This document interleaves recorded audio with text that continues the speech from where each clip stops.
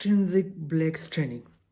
अच्छा, आज हम एक ऐसी स्ट्रेनिंग की बात करेंगे कि इन पेशेंट में होती है जो रेगुलर ब्रश करते हैं। ओरल हाइजीनिक बहुत अच्छी होती है, दांतों में किसी किस्म का डिके नहीं होता, तो पेशेंट किसी किस्म की स्मोकिंग नहीं करता, और चाय कॉफ़ी वगैरह भी ये लेता है तो बहुत कम लेता है या नहीं लेता।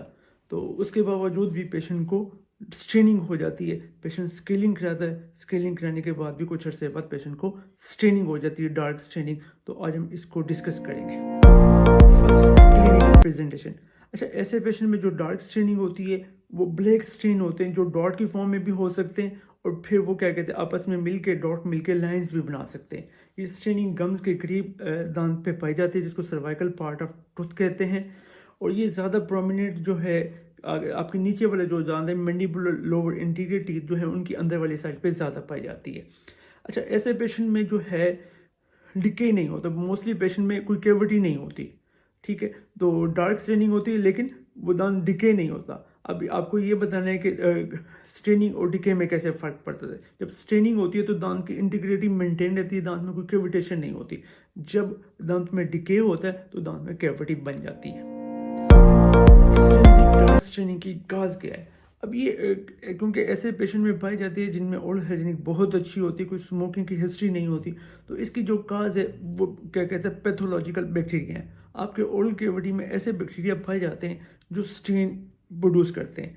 ऐसे बैक्टीरिया आपको जेनेटिकली भी आ सकते हैं, या आपको कोई डिजीज़ हुई आपने एंटीबायोटिकली, उसकी वजह से आपका ओरल फ्लोरा चेंज हो गया, या आपको मेडिकल प्रॉब्लम है जैसे आपको डायबिटीज़ मेलाइटिस है, या आपको कोई भी किसी किस्म की सिस्टेमिक डिजीज़ है जिसकी वजह से आपके ओरल कैविटी के बैक्टीरिया की प्रोपोर्शन चेंज हुई। जिस तरह कोरोना के बाद काफ़ी सारे लोगों ने क्या कहते हैं उसका इशू हुआ लंग का, तो उन्होंने एंटीबायोटिक ली, तो उसके बाद भी काफ़ी सारे पेशेंट हमारे पास प्रेजेंट हुए हैं। इसी तरह प्रेगनेंसी में भी माइक्रोफ्लोरा चेंज होता है, हमारे पास काफ़ी सारे पेशेंट प्रेजेंट हुए हैं जिनमें डार्क स्ट्रेनिंग। तो उनका ये कहना था कि जब से हमारा ये प्रेगनेंसी के दरमियान स्टार्ट हुई, अब से वो बार बार रिकरेंट हो रही है कि हम स्केलिंग भी कराते हैं, उसके बाद भी दोबारा डार्क स्ट्रेनिंग स्टार्ट हो जाती है। अच्छा, अब ये है इसमें क्योंकि माइक्रो ऑर्गेनिज्म रोल प्ले करते हैं, तो ऐसे ओरल कैविटी में माइक्रो ऑर्गेनिज्म प्रोमिनेंट हो जाते हैं जो स्ट्रेन प्रोड्यूस करते हैं। तो वो जो क्या कहते हैं, एक तो फर्स्ट इसकी जो खास हमने बताई वो थी माइक्रो ऑर्गेनिज्म, यानी कि आपकी ओरल कैविटी में जो जरासीम है। अच्छा, जो सेकंड काज है इसमें जो ब्लेम किया जाता है वो आयरन के प्रोडक्ट है। अच्छा, आयरन की अगर एक्सेस हो, क्योंकि जैसे समटाइम पेशेंट क्या कहते हैं आयरन सप्लीमेंट ले रहा होता है, या किसी पेशेंट का आयरन का मेटाबॉलिज्म डिस्टर्ब होता है, तो आयरन आपके लुआब में ज़्यादा सक्रीट होता है, तो वो जो है आयरन जो है आपके ओरल कैविटी बैक्टीरिया के साथ मिलके एक प्रोडक्ट क्रिएट करता है जिसको बोलते हैं फेरिक सल्फेट। क्योंकि जो आयरन को हम फेरिक्स बोलते हैं ना, फेरिक सल्फेट बनता है, तो वो फेरिक सल्फेट जो है ये डार्क स्ट्रेन है। जब हम हिस्टोलॉजिकली देखते हैं कि डार्क स्ट्रेन में कौन कौन से बैक्टीरिया हैं, तो इसमें प्रोविटिला बहुत ज़्यादा प्रोमिनेंट है, पोरफॉर्मिनास प्रोमिनेंट है, और एक्टिनोमाइसिस बैक्टीरिया प्रोमिनेंट है। और जो इसमें क्या कहते हैं बैक्टीरिया के साथ, बैक्टीरिया प्लाग के साथ साथ जो हमें प्रोडक्ट मिलता है जो डार्क स्ट्रेन बना रहा होता है, यानी कि ब्लैक स्ट्रेन बना रहा होता है, वो फेरिक सल्फेट है। कल्प्रिट प्रोडक्ट जो है, जो स्ट्रेनिंग हमें काज कर रही है, वो फेरिक सल्फेट है। मैनेजमेंट। अब डार्क स्ट्रेनिंग जो क्या कहते हैं एक्सटेंसिव डार्क स्ट्रेनिंग है, इसको मैनेजमेंट की क्या ट्रीटमेंट ऑप्शन है? अच्छा, ये एक तो हमने पेशेंट को काउंसल करना है कि ये आपके दांतों को किसी किस्म का हार्म नहीं दे रही। तो ये जो डार्क स्ट्रेनिंग है ये कॉस्मेटिक में इश्यूज क्रिएट करती है, स्पेशली ये होती भी बच्चों में, स्कूल गोइंग बच्चों में। तो उनके लिए तो ये और भी क्या कहते हैं कॉन्फिडेंस लूज़ हो जाता है जब पेशेंट के डार्क स्ट्रेन और बच्चे मजाक उड़ाते हैं। तो उसमें हमने ये है करना क्या है, क्योंकि स्केलिंग और पॉलिशिंग हम करते हैं, स्केलिंग पॉलिशिंग करते हैं, और उसके बाद एयर प्रॉफी होता है, एयर एब्रिजन होता है, तो जिससे क्या कहते हैं हम डार्क स्ट्रेन रिमूव कर लेते हैं। अच्छा, मोस्टली इन 80-85% केसेस में डार्क स्ट्रेन टोटली रिमूव हो जाते हैं। अच्छा, कुछ ऐसे डार्क स्ट्रेन होते हैं जो आपके दांत के अंदर बहुत ज़्यादा इनकॉर्पोरेट हो जाते हैं, दांत की पिट्स के अंदर चले जाते हैं। तो अगर वो कॉस्मेटिक में डिस्प्ले ना हो रहे हों तो हम उन्हें नहीं रिमूव करते, क्योंकि अगर हम उन्हें एक्सेसिव रिमूव करने के लिए अल्ट्रासोनिक यूज़ करते हैं या एक्सेसिव क्या कहते हैं पॉलिशिंग करते हैं, तो उससे ये चांसेस है कि आपका एनिमल का कुछ पार्ट चिप अप हो जाता है, ठीक है। जो पिट्स के अंदर डार्क स्ट्रेन है, अगर वो कॉस्मेटिक में रोल कोई इनका क्या कहते हैं इश्यूज नहीं कर रहे, तो हम उनको छोड़ भी देते हैं। अच्छा, सेकंड ये है कि पेशेंट को हम ब्रशिंग एडवाइस करते हैं। अच्छा, ये भी एक्सेसिव ब्रशिंग भी नहीं करनी, क्योंकि पेशेंट को 2 time brushing more than sufficient है। अगर पेशेंट समटाइम ऐसा होता है, पेशेंट अपने ऊपर ब्लेम करता है कि मैं ब्रशिंग ठीक नहीं कर रहा, एक्चुअली ये ब्रशिंग की वजह से नहीं हो रहे होते। हाँ, अगर ब्रशिंग नहीं कर रहा तो हो रहे हैं तो हम उसको ब्रशिंग को कहते हैं कि ब्रशिंग करें। अगर वो प्रॉपर ब्रशिंग कर रहे हैं 2 टाइम्स तो हम उसको एक्सेसिव ब्रशिंग का नहीं कहते, क्योंकि अगर एक्सेसिव ब्रशिंग या ज़्यादा जोर लगा के ब्रशिंग होगा तो उससे दांत घिस जाएंगे, तो वो भी आपके दांतों को नुकसान देगा। अच्छा जी, थर्ड ट्रीटमेंट ये आता है कि क्योंकि ये पैथोलॉजिक आयरन, एक तो ये है कि पैथोलॉजिकल बैक्टीरिया की वजह से होते हैं, तो हम उस बैक्टीरिया को मॉडिफाई करने के लिए कुछ थेरेपीज आ रही हैं, ठीक है, लेकिन अभी वो इम्प्लीमेंट नहीं हुए, जिसमें प्रोबायोटिक है। हम स्ट्रेप्टोकोकस म्यूटान्स सेलिवेरस के क्योंकि प्रोबायोटिक अवेलेबल है जो इस पर्पज़ के लिए यूज़ हो सकती है, लेकिन ये सर्च में है, अभी वो इनको क्लिनिकली एडवाइस नहीं हुआ, ठीक है, ताकि हम ऐसे बैक्टीरिया इंट्रोड्यूस करें जो आपके chromogenic bacteria, stain causing bacteria, तो वो उसको रिप्लेस हो जाए और आपके हेल्दी बैक्टीरिया वहाँ पे प्रोमिनेंट हो जाए।